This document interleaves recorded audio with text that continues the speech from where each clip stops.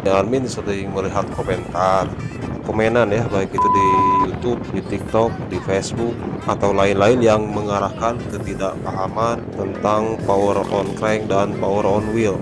Ya, misalnya begini, ada dua kubu, satunya geng R15 dan satunya geng Suzuki GSX R150.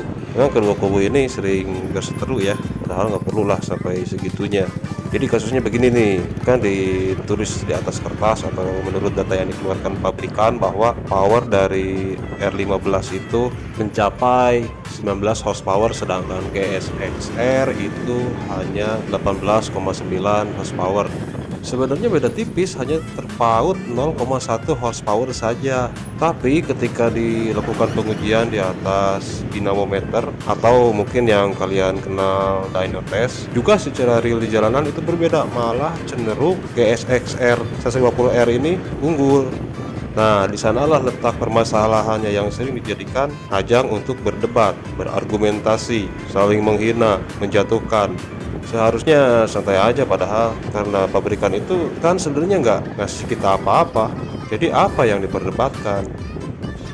Tapi di sini admin akan mencoba menjelaskan ya, biar kalian pada paham, tidak hanya mengerti tentang betot gas doang, lalu menuduh bahwa pabrikan tertentu itu sengaja membesar-besarkan tenaganya agar produknya laku terjual. Jadi seakan-akan malah menganggap sebuah bengkel yang bisa melakukan uji tes dinamometer atau dyno test itu lebih baik dari pabrikan.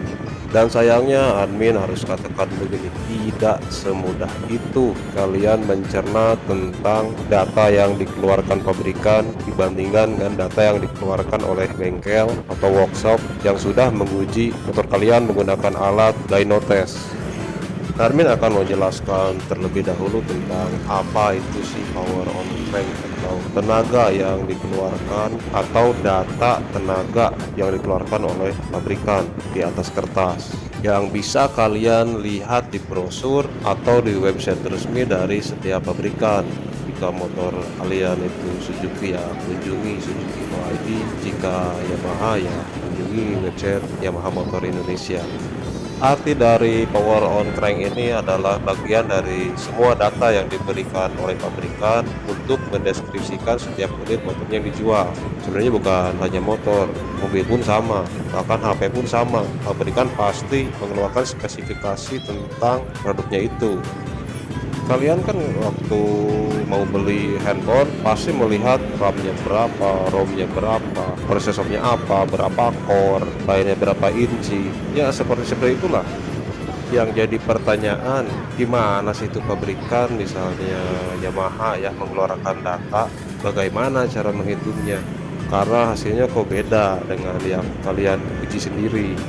Pastinya alat yang mereka gunakan tidak sembarangan. Mereka juga sama menggunakan alat dinamometer, tapi yang digunakan adalah dinamometer mesin yang dikenal dengan istilah flywheel. Maaf, maksud admin flywheel. Jadi pengujian mereka memang hanya menguji mesinnya saja secara objektif, tanpa dipasang roda dan komponen lainnya. Jadi bukan motor secara utuh yang mereka uji. Mereka industri besar, kelasnya udah global, jadi nggak mungkin atau tidak mungkin lah peralatan mereka itu dikalahkan oleh bengkel biasa. Jadi admin pastikan bahwa pengujian yang mereka lakukan adalah akurat dan objektif, tapi hanya mesinnya saja. Karena memang mereka mengeluarkan data on crank itu tidak hanya power, melainkan dengan komponen lainnya. Misalnya torsi, dimensi, rasio kompresi, jenis rangka, hingga dimensi dan bobot mereka tuliskan. Yang jika kalian ingin mengetahui kemampuan dan performa motor, maka kalian harus bisa membaca semuanya itu, tidak hanya power on cranknya saja. Coba sederhananya begini, data power on crank tadi antara GSX dan 15, silahkan bagikan dengan beratnya masing-masing berdasarkan data pabrikan tersebut. Pasti hasilnya lebih baik GSX, itu yang dinamakan power to weight ratio atau rasio perbandingan tenaga jika dibandingkan dengan bobotnya. Jadi kan hal-hal seperti itu bisa diprediksi tentang hasil yang akan diperoleh sebenarnya secara real di jalanan. Contoh permisalan lainnya adalah shock breaker atau shock kaki-kaki. Ya kalian lihat layar 15 itu kan depannya menggunakan shock inverter.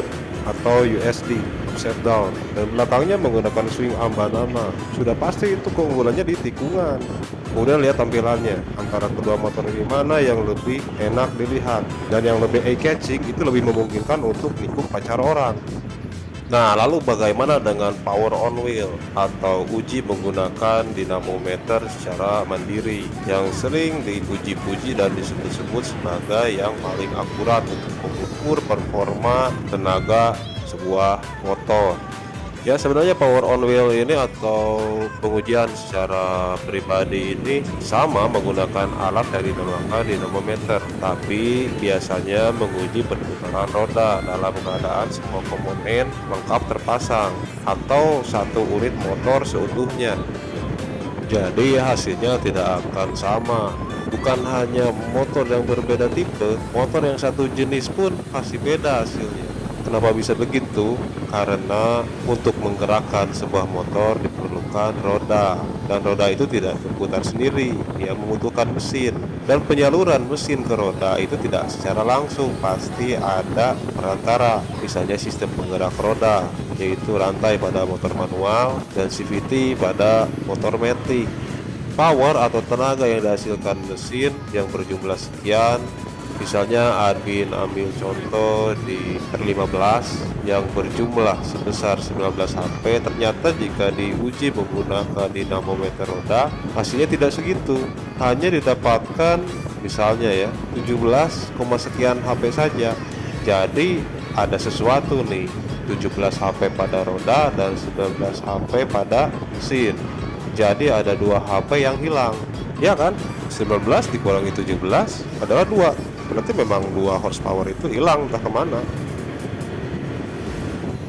2 horsepower yang hilang tadi yang dinamakan dengan istilah power loss, dan ini terjadi di sistem penggerak roda dan komponen lainnya yang mendukung penyaluran tenaga dari mesin ke roda.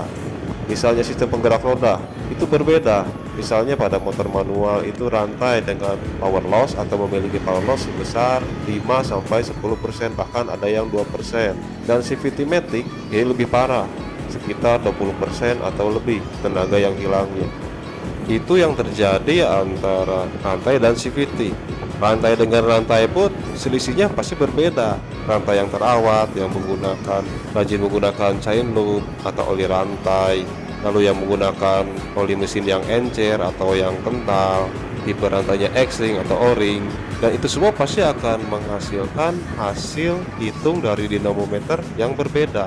Bahkan admin bilang dari satu jenis pun pasti berbeda, misalnya R15 jika dibandingkan dengan R15 lainnya. Jadi jika menurut admin bahwa hasil dinamometer yang menguji roda ini justru tidak akurat dan bersifat subjektif, tapi ini berguna untuk mengukur kekuatan motor atau performa motor kalian saat ini. Tapi performa sebenarnya ada di power on crank. Maksudnya sebisa atau gimana kalian lah bisa meminimalisir si power loss tadi, agar data power yang dihasilkan oleh dyno test ini jika bisa mendekati power motor sesungguhnya yang dikeluarkan oleh pabrikan.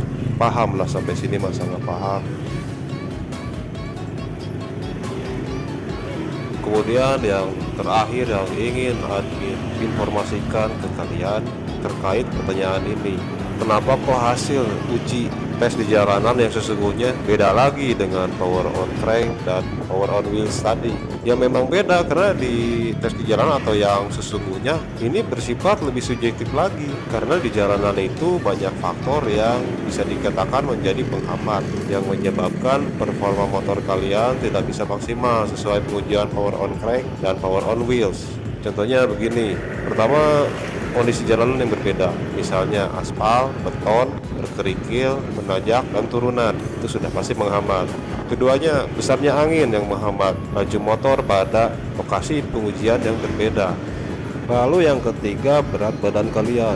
Berat kalian dan lawan kalian di jalanan itu berbeda, ada yang gemuk dan ada yang cekik.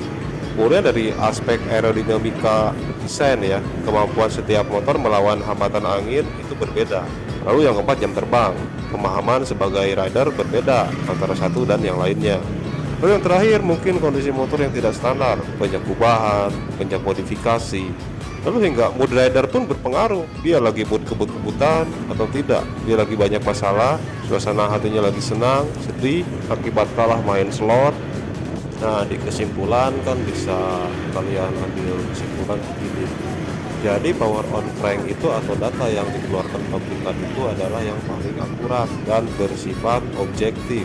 Sedangkan power on wheels itu menguji keadaan motor kalian pada saat ini.